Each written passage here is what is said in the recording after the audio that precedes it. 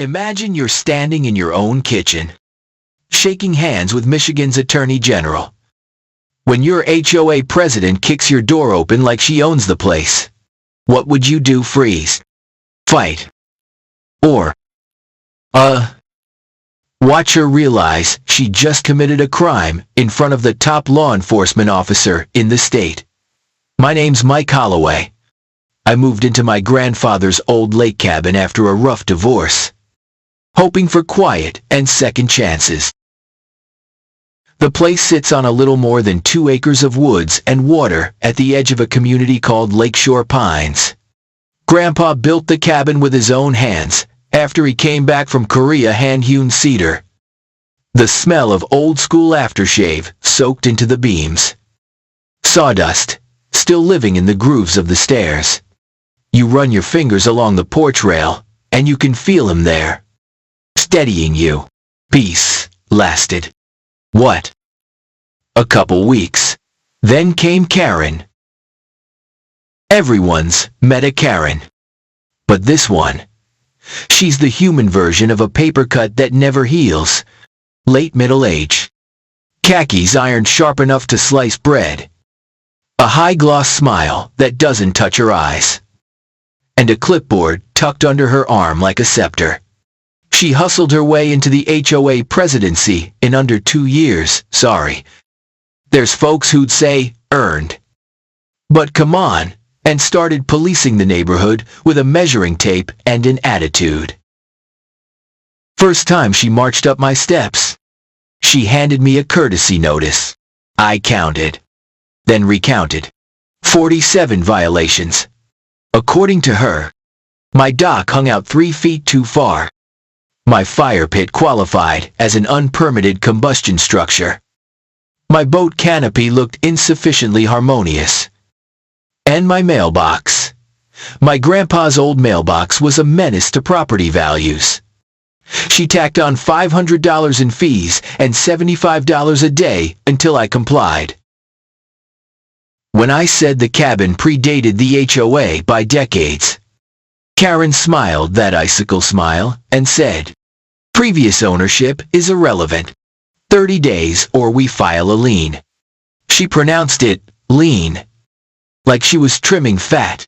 That night, I drove to the county courthouse. Because, something in my gut said this wasn't just petty. It was planned. I dug through dusty file boxes until my eyes stung. What I found made my hand shake. The HOA paperwork had been filed a few months after my grandfather died, his signature forged on a consent form. The developer's son, now seated on the board, had stamped it all tidy. Not a clerical hiccup, a clean, cold fraud, proving it. Though that would take patience, evidence, and a plan smarter than Karen's clip and fine routine. A week later, just after dawn, Karen showed up again with a surveyor and a local tire guy she'd recruited as security. They tromped around with tripods and clipboards, while Karen barked measurements and snapped photos through my windows. I'd installed cameras the night before, legal, visible, and recording. The footage caught everything, including the moment the surveyor whispered, "She's not paying me the full rate unless I, find something." Later I learned he was behind on taxes. And Karen's carrots and sticks were real simple. Invent violations or get publicly shamed at the next board meeting. That morning, when she caught my eye, Karen said, "You seem like a reasonable man. Don't fight the process." I said, "I won't fight. I'll document." She laughed, a brittle little crack, and told the tire guy to make a note about the non-conforming woodpile. By the end of the month, Karen had hit me with a lawsuit for $12,000 and pushed the marina to block my boat launch pending compliance. She would sit in her spotless SUV across from my driveway in the dark, the cabin lights glinting off her windshield. like a hawk, waiting for something small to move. There's people who call that dedication. I call it stalking.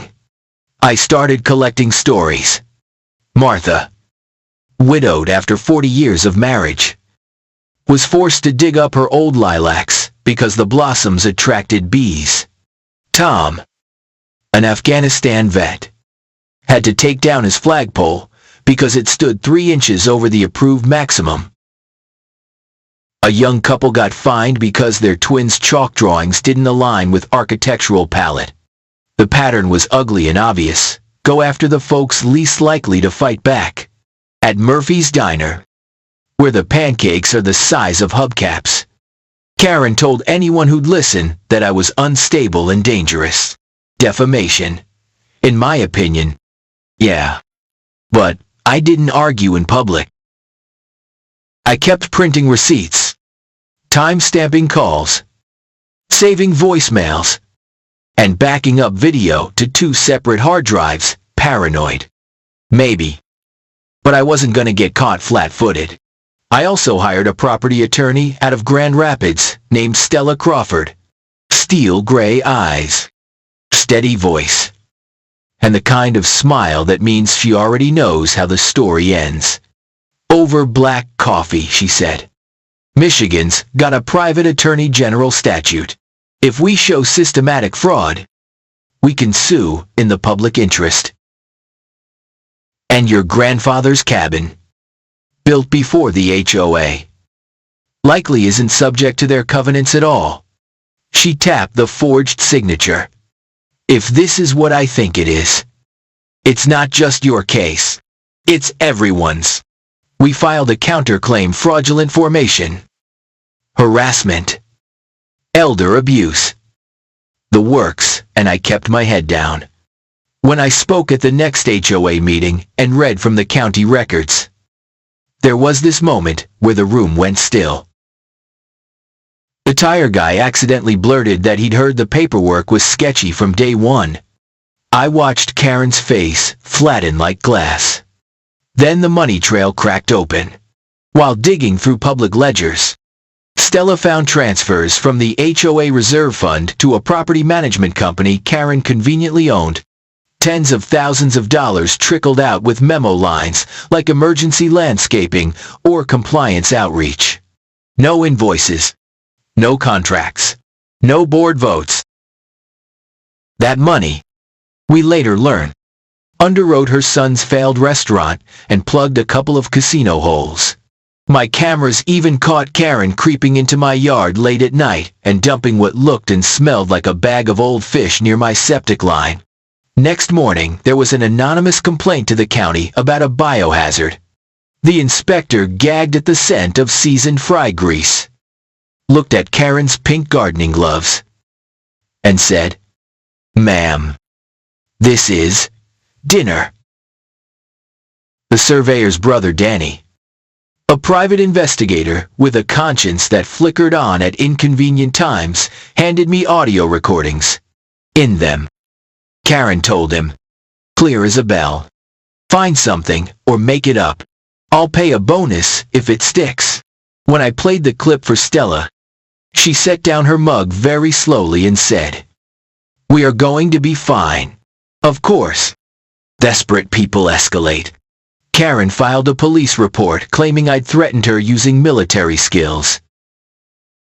The officer who showed up had served with my cousin. He watched the footage, listened to the audio, and said, "Keep documenting. Don't engage." Karen tried to bribe the county inspector, caught on a second recording, and called my ex-wife at my daughter's college with stories about me being unstable. She even paid a teenager to dump motor oil by my dock. The kid confessed when his mom saw the stains on his shoes and dragged him to my porch to apologize. I handed them a rag, some soap, and let the cameras roll while we cleaned. Then came the news van. Karen fed Channel 7, a tale about a dangerous homeowner who terrorized a quiet community. The reporter, a young woman with the kind of steady gaze that says she's seen worse, stepped into my foyer. I laid out binders, photos, receipts, affidavits, timestamps. We watched the video of Karen tossing fish like a midnight witch, and the audio of find something or make it up. The segment aired that night under a headline the station probably thought was cute: HOA horror when neighbors attack. Karen's smile looked different under studio lights. After that, calls started coming in from across the county. Then, across the state. Folks recognized the tactics. The Attorney General's office, led by a woman named Andrea Walker, bumped up our meeting. Andrea had this calm gravity. Like a thunderhead. She said, "Bring everything. We'll see if it's smoke or fire." I gathered my neighbors at the hardware store, and we set up an old coffee can as a defense fund. People dropped in 1s and 5s and handwritten notes. Veterans from the VFW came by with thermoses and stories about bureaucrats who tried to bury them in paper. The young couple with the chalk-happy twins brought a casserole and a stack of photos. The chalk had been pastel stars and dinosaurs. If you can believe it. Martha baked cinnamon rolls for everyone, and cried when she told us she'd replanted her lilacs behind her shed. Out of sight. Like they were contraband. In Grandpa's cedar trunk, buried under his medals and letters, I found the original deed. The survey line stretched farther than the current county map. My property reached right under Karen's rose garden and gazebo. Every time she'd pruned, she'd been clipping blossoms on land she didn't own. I don't believe in omens. But when I unfolded that parchment and the dust floated up, I swear I could hear Grandpa laugh. On the morning of our meeting with Andrea Walker, I brewed a pot of coffee and laid out the binders in neat stacks. Fraud, harassment, money, boundary, audio, video. I'd ironed a decent shirt because, well, respect matters. Andrea pulled up with 2 investigators. We were 10 minutes into reviewing evidence when the front door flew inward and smacked the wall so hard the family photos rattled. Karen. Clipboard like a weapon. Measuring tape dangling from her belt. Immediate compliance inspection. She barked. Marching 2 steps into my kitchen before she looked up and saw the badge on Andrea's lapel. The room went very quiet. Andrea didn't raise her voice. She didn't need to. "Ma'am," she said, "you have just committed trespass, and what appears to be a breaking and entering, in front of the Attorney General of Michigan." She paused. "Please wait outside while we discuss your criminal exposure." Karen's face went bone white. Then blotchy red. She stammered something about community standards and emergency authority. Andrea gestured to the door with a patience that felt like Judgment Day. Karen backed out like a cat that had misjudged a leap and landed in the sink. We finished the meeting. The investigators made copies. Andrea asked 24 clean, pointed questions. And when she stood to leave, she said, "Mr. Holloway, in my view, the pattern here is pervasive. We'll be in touch very soon." "Can I, ask what very soon means?" I said. "It means," she replied, "don't go anywhere." Within a week, yeah. I know I'm not supposed to use numbers, but bear with me. Within 7 days, subpoenas started flying. The HOA's so-called management company had 1 bank account, 1 rusty P.O. box, and no staff beyond Karen and a nephew who filed things crooked. The board minutes were a Mad Libs of retroactive approvals. The reserve study was copy-pasted from a community in Arizona and still mentioned desert xeriscaping. Neighbors began to come forward in droves. A retired teacher, Miss Alvarez, brought a notebook she'd kept since the first time Karen fined her for wind chimes. Each page had dates, amounts, and a short description like, told to remove garden rabbit statue because it implied fertility. A widower named Clyde, big hands. Soft voice had evidence Karen parked across from his house for hours, taking photos whenever his grandkids visited. He'd kept the photos. She mailed him in a manila envelope labeled proof of harassment and shakingly handed it to Andrea's team at a community forum. Karen, for her part, doubled down. She posted on the HOA website that malcontents were trying to dismantle order. She threatened to lien properties for speaking ill of the board's speech policing dressed in legalese. She called the bank where I kept my mortgage and whispered to an old buddy in underwriting that I was financially unstable. When they called me, I played the reporter's segment on speaker and emailed the Attorney General's office mid-call. The underwriting buddy went quiet as snowfall. Meanwhile, Stella filed a motion to dissolve the HOA, or at least to free all pre-existing properties from its covenants. She attached the forged signature, the transfers, and the audio files. She wrote with the clipped calm of someone who refuses to shout because the facts already do the shouting. The hearing date landed in early fall. The leaves went to fire and gold, and the air took on that Michigan snap that makes you walk a little faster. The night before the hearing, I couldn't sleep. I sat on the dock with a thermos of black coffee and watched mist move over the water like breath. You know, that moment before dawn, when the birds haven't decided if the day is worth it, that's where I was. I thought about Grandpa planing planks on this very dock. About my daughter studying upstate, texting me silly photos of campus squirrels. About the neighbors who'd left casseroles on my porch with little notes that said, "Keep going. Fear and anger don't build anything. Accountability might."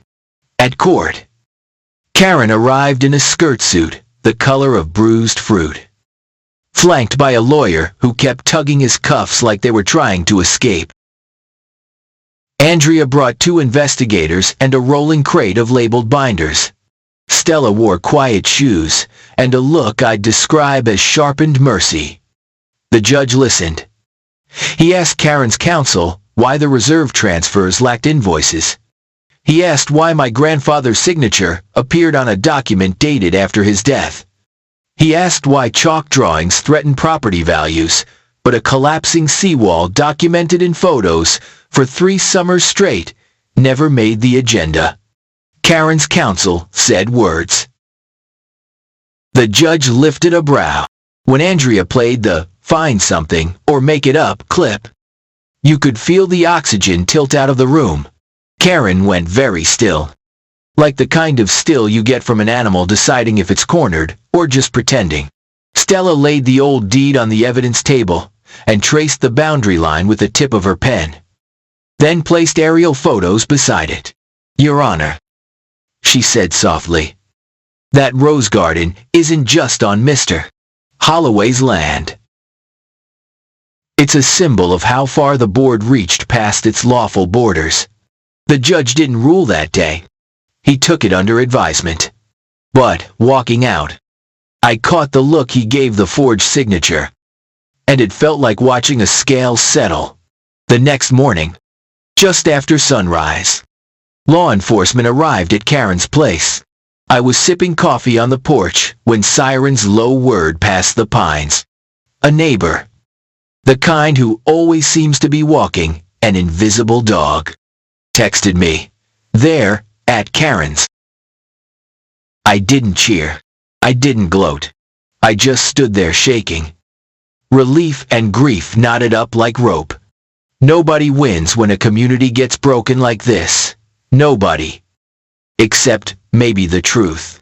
Karen and her ally from the board, the developer's son, were led down the front steps in quiet cuffs. The clipboard lay abandoned on the driveway, face down like a fallen crown. Later, we'd hear words like embezzlement, forgery, and conspiracy. But those are legal headlines. What I felt most was smaller and bigger all at once. The sense that the air could move again. A week later, the judge issued orders: dissolve the HOA, appoint a receiver to clean up the books, restore funds, rescind fraudulent liens, return all fines collected under bogus authority, and recognize that all properties predating the HOA's formation were never bound to its covenants. He wrote it like math, but to us it read like mercy. Neighbors who hadn't looked each other in the eye for years started waving from porches. Martha replanted her lilacs along the front walk. Tom's flag rose again, rope whispering through the pulley. The twins painted a mural in pastel chalk at the end of their driveway, stars and dinosaurs returning to their kingdom. Clyde set up a little lemonade stand with his grandkids and wrote "Free for Neighbors" in squeaky marker. Miss Alvarez hung her wind chimes, and when the breeze went through, the sound felt like a blessing. Karen's rose garden, technically mine, according to the old deed, became a community compost bin. We turned the soil with shovels and awkward jokes. I dug up her gazebo posts, stacked them neatly, and left them on her porch with a note that said, "Property available for pickup." I mean, yeah, maybe that was petty, but I tried to do it kindly. With the defense funds leftovers, we started a little program out of the cabin weekends for veterans who needed a quiet place to breathe. Tom volunteered as a fishing guide. Martha, who'd baked for half the county that year, ran the kitchen like a ship. Miss Alvarez kept the sign-up ledger with the same neat handwriting she'd used on homework assignments for decades. The porch lights glowed warmer. Laughter came back in the evenings. If you've ever felt a neighborhood heal, you know it makes a sound. Hammers, rakes, kids on scooters, someone tuning a guitar on a stoop, small music. My daughter came home for a long weekend and sat with me on the dock. We dipped our toes in the water and watched a heron arrow across the cove. She said, "Dad, I'm proud of you." I said, "I'm proud of us." She rolled her eyes, but she smiled. And, that's the kind of thing you put in your pocket for the days when you need it. We still had work to do. The receiver teased apart the books, line by line. Refunds trickled back to people who'd been squeezed for years. The county redrew the boundary maps to match the original surveys. The marina agreed to a sane set of safety rules written by the folks who actually use the water. We drafted a neighbor covenant, nothing enforceable. Just a shared promise not to weaponize rules against one another. We posted it on the old HOA message board, left the comments open, and watched kindness outvote fear. A few months after the dust settled, Andrea Walker stopped by the cabin on her way to another town hall. No cameras this time, no announcements. I poured coffee into mismatched mugs. We stood on the porch, looking at the lake. "You know," she said, "this doesn't always end like this." I figured. I said, "We got lucky. You got organized." She corrected. "And you kept records." We talked about power and pettiness, and the thin, bright line between order and control. Andrea told me she'd started keeping a jar on her desk labeled "Patience," dropping a paperclip into it every time she chose to listen instead of lecture. "Some days the jar's real heavy," she said. "Some days it's empty by lunch." I asked what would happen to Karen. Andrea didn't speculate. That's not her way. She just said, "There will be accountability." Then added, "And I hope there will be learning." After she left, I walked to the end of the dock with a cup of coffee and the old deed in my back pocket. The boards warmed under my feet. Dragonflies stitched the air. Across the cove, kids argued about who got the green kayak. Behind me, Martha's wind chimes sang. I thought about how a bully with a clipboard almost took our peace, and how standing up, slowly and together, brought it back. If you've lived through an HOA nightmare, you know the feeling. The creeping dread when an envelope shows up. The way your heart pings when an unfamiliar car idles in front of your house. The grinding, daily erosion of joy. Here's what I learned. And I say it plain. Document everything. Help your neighbors. Ask for help back. And this is important. Don't let anyone convince you that community means control.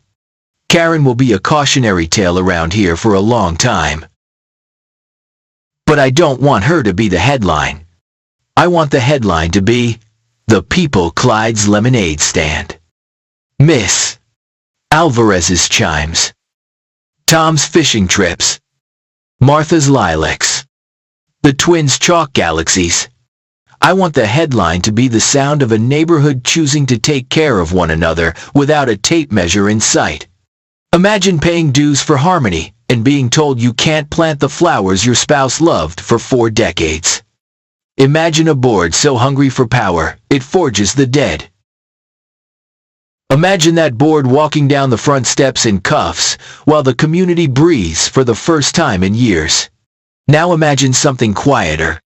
Gentler, your porch light pooling, warm on your stoop, your neighbor waving, the breeze lifting a small silver song from a set of chimes. That's the justice I wanted. That's the justice we got. So, what would you do if your HOA president kicked in your door while you were meeting with the Attorney General? Would you cave, fight, or like we did, document, organize, and win back your street, one binder and one neighbor at a time? Drop your story in the comments. Somebody out there needs your courage today. Anyone else had a HOA do this to you?